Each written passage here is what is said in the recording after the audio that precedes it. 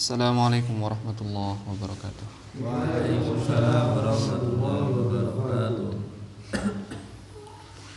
Alhamdulillahi rabbil alamin, wassalatu wassalamu ala asyrafil anbiya'i wal mursalin wa ala alihi wa ashabihi wa man tabi'ahum bi ihsanin ila yaumiddin ridwanullahi alaihim ajma'in. Thumma amma ba'd. Kaum muslimin yang dirahmati oleh Allah Subhanahu wa taala, kita lanjutkan pembahasan kita di dalam kitab Arba'in Nawawiyah karya Imam An-Nawawi rahimahullahu taala, di hadis yang keempat. An Abi Abdurrahman Abdullah bin Mas'ud radhiyallahu taala anhu qala haddatsana Rasulullah sallallahu alaihi wasallam wa huwa as-sadiqul masduq inna ahadakum yujma'u khalquhu fi batni ummihi 40 yawman nutfah. Sebuah hadis panjang dari riwayat Bukhari dan Muslim yang diriwayatkan oleh sahabat Abdullah bin Mas'ud radhiyallahu taala an, salah satu sahabat terbaiknya Rasulullah sallallahu alaihi wasallam. Beliau meninggal pada tahun 32 Hijriah. Abdullah bin Mas'ud adalah salah satu orang yang disabdakan oleh Rasulullah bahwasanya ketika kita mau mengambil bacaan Al-Qur'an, ambillah dari bacaannya Ibni Ummi Abdin. Itu adalah julukannya Abdullah bin Mas'ud oleh Rasulullah ya.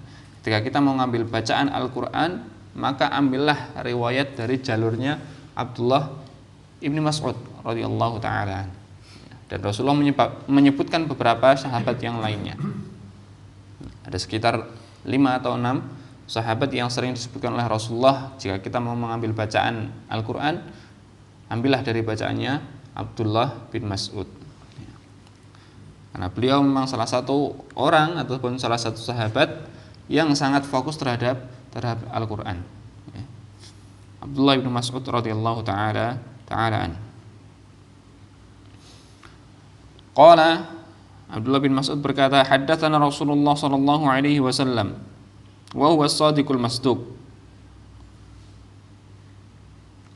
Di sini Abdullah bin Mas'ud mengatakan Rasulullah itu adalah seorang yang shadiq al-masduq. Shadiq yang jujur ya. Shadiq kemudian al-masduq ya.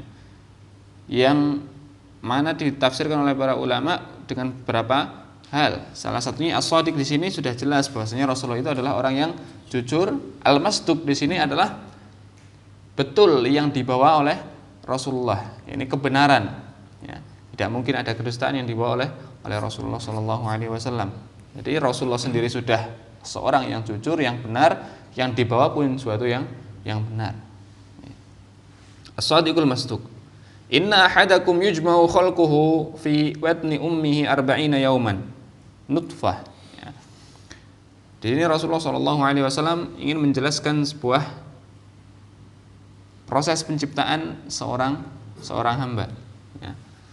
Karena itu Rasulullah Shallallahu Alaihi Wasallam mengatakan inna ahadakum yujma'u khalquh. Sungguh, ya, masing-masing dari kalian adalah dikumpulkan penciptaannya fi batni ummihi, di dalam perut ibu kalian 40 yawman nutfah, selama 40 hari dalam bentuk apa? Dalam bentuk nutfah. Napa niku nutfah? Air mani. Jadi 40 hari dalam bentuk air mani. Ya. Tsumma yakunu 'alaqah. Kemudian 40 hari berikutnya di dalam perut seorang ibu, ya, kita berproses lagi menjadi sebuah alaqah. Napa niku alaqah? Segumpal darah. Ya. Tsumma yakunu mudghah. Kemudian 40 hari berikutnya menjadi mudghah. Napa niku mudghah? Segumpal daging. Ya. Niki versi singkatnya. Ya. Kalau kita mau lihat versi lengkap penciptaan seorang manusia, itu bisa kita lihat di surat Al-Mu'minun. Diawali dengan khalaqna min sulalatin min tin. Kami ciptakan kalian dari intisari tanah. Ya. Maka ada istilah manusia itu tercipta dari tanah. Ya. Kalau saya pernah mendapatkan manusia itu tercipta dari tanah dan akan kembali tanah. Maka untuk apa dia bersifat seperti langit? Kalau tidak salah niku seperti perkataannya Hamka, okay. kalau tidak salah. Ya, ini perkataan yang luar biasa baiknya. Ya. Baik. Ya. Beliau mengambil dari Al-Quran karena beliau seorang pakar tafsir. Ya, seorang pakar tafsir. Ya. Di sini Allah Subhanahu wa taala memulai dengan penciptaan. Ya. Dari apa? Kita diciptakan dari intisari tanah. Kemudian setelahnya Allah Subhanahu wa taala di dalam lanjutan ayatnya mengatakan kemudian kami tempatkan ya intisari tanah tersebut kami proses menjadi suatu yang dikatakan dengan air mani, tsumma ja'alnahu fi qararim makin, kemudian kami tempatkan dia di dalam qararim makin. Napa niku qararim makin? Tempat yang kokoh, yaitu rahim. Allah Subhanahu wa taala yang menyebut sendiri bahwasanya rahim itu adalah tempat terkokoh. Kemudian setelah itu proses berikutnya ya seperti yang di hadis ini menjadi sebuah gumpalan darah, kemudian berproses lagi menjadi daging, kemudian fakasawnal idhama lahma, dari daging tersebut berubahlah menjadi sebuah idham, sebuah tulang. Kemudian setelahnya Allah mengatakan fakasawnal idhama lahma, setelah menjadi sebuah tulang kami bungkus tulang tersebut dengan daging-daging. Tsumma ansha'na khalqan akhar, setelah menjadi daging kami ciptakan di dalam perut tersebut bentuk yang lain. Dalam bentuk apa? Sudah menjadi seperti janin. Ini penciptaan yang diceritakan oleh Allah Subhanahu wa taala di dalam surat Al-Mu'minun. Tsumma yakunu mudghatan mithla dzalik. Dalam hadis ini ada sekitar 120 hari proses penciptaan sampai menjadi sebuah janin, yang mana di lanjutan hadisnya dikatakan tsumma yursalu ilaihil malak fayunfakhu fihi ruh. Ketika sudah 120 hari dalam perut seorang ibu, janin ini akan diutus oleh Allah Subhanahu wa taala ya, diutus kepada janin tersebut malaikat. Kemudian malaikat tersebut diperintahkan oleh Allah Subhanahu wa taala untuk meniupkan roh kepada janin tersebut. Nah, di sini para ulama fikih juga membuat sebuah kesimpulan bahwasanya setiap janin yang meninggal sebelum 120 hari maka la yu'amalu mu'amalatal hayy. Dia tidak dihukumi seperti seorang yang sudah hidup. Jadi seumpama wonten janin meninggal sebelum 120 hari tidak perlu di muamalah ataupun tidak perlu di perbuat seperti ketika halnya jenazah yang pernah hidup. Jadi cukup dikuburkan mawon. Berbeda ketika janin tersebut sudah 120 hari, mulai 125 hari itu sudah masuk, dan dengan hadis ini sudah ditiupkan ke dalam janin tersebut ruh, maka harus dikuburkan sebagaimana ya yang sudah pernah hidup, ya dikafani, ya disolati, ya. Karena pada dasarnya setiap anak yang terlahir itu adalah yuladu alal Islam. Setiap anak yang terlahir itu pada dasarnya dia muslim.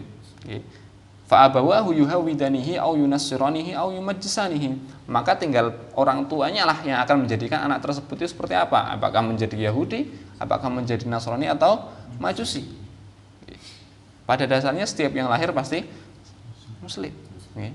Yuladu alal fitrah. Fitrahnya napa? Fitrahnya niku orang manusia itu adalah menyembah Allah Subhanahu wa taala, beribadah kepada Allah. Nah, niku fitrah muslim. Kemudian di hadisnya dikatakan tsumma yursalu ilaihil malak. Kemudian diutus malaikat oleh Allah Subhanahu wa taala ya. Meskipun kita tidak tahu napa mboten kerasa nggih. Enggak akan kerasa ya. Bagaimana kita ditemui oleh malaikat fayanfukhu fihi ruh. Ditiupkan ke dalam janin tersebut ruh. Wa yu'maru bi arba'i kalimat. Kemudian Allah Subhanahu wa taala sudah memberikan pesan kepada malaikat tersebut untuk mengatakan ataupun menetapkan bagi janin tersebut 4 hal. Yang pertama napa? Bikat birizkihi, menetapkan rezekinya. Jadi kita sejak di dalam kandungan pun sudah ditetapkan rezekinya. Dari nanti brojol lahir sampai bahkan sebelum brojol lahir. Ketika 120 hari ditiupkan ke dalamnya ruh, Allah sudah menetapkan kamu akan makan dari jalur apa. Allah sudah menetapkan semuanya. Sampai nanti ya meninggal. Maka jika seorang muslim yang betul-betul meyakini ketentuan Allah seperti ini, seharusnya seorang muslim tidak perlu dia mencari jalur lain dalam mendapatkan harta untuk hidup. Allah Subhanahu wa ta'ala sudah menetapkan semuanya. Tidak perlu dia mencari jalur yang syubhat apalagi haram, waliyadzubillah.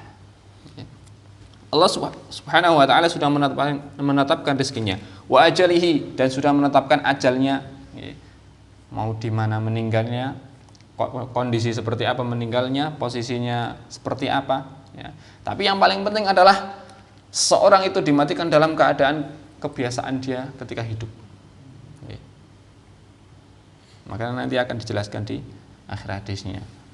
Jadi seorang manusia akan dimatikan oleh Allah Subhanahu wa ta'ala sebagaimana kebiasaan dia hidup. Maka doa yang sering kita baca salah satunya adalah kita meminta doa agar apa? Dimatikan dalam keadaan husnul khotimah. Sudah ditetapkan ajalnya. Wa amalihi, dan sudah ditetapkan amalannya. Nah, ini yang akan menjadi rahasia di hadis ini. Kan karena pertanyaan kenapa kalau sudah ditetapkan amalnya untuk apa kita beramal, kan ngoten niku. Nah, nanti insyaallah kita akan bahas. Wasyaqiyun aw sa'id, dan sudah ditetapkan orang tersebut akan menjadi orang yang syaqi, sulit, ataupun akan menjadi orang yang bahagia, sa'id, entah itu di dunia ataupun di akhiratnya. Ya. Itu sudah ditetapkan oleh Allah Subhanahu wa taala, dan itu sudah ditetapkan sebelum kita lahir, dan itu sudah pasti. Nah, untuk pembahasan tentang amalnya, ya, karena ini amalan yang bisa dikatakan akan sangat unik sekali. Kenapa unik? Ya, karena seperti yang sudah saya katakan tadi, orang sudah ditetapkan amalnya, lalu untuk apa ya akan beramal. Dan ini insyaallah kita bahas di pertemuan berikutnya. Wassallallahu ala nabiyina Muhammadin wa ala alihi wa sahbihi wasallam. Assalamualaikum warahmatullahi wabarakatuh.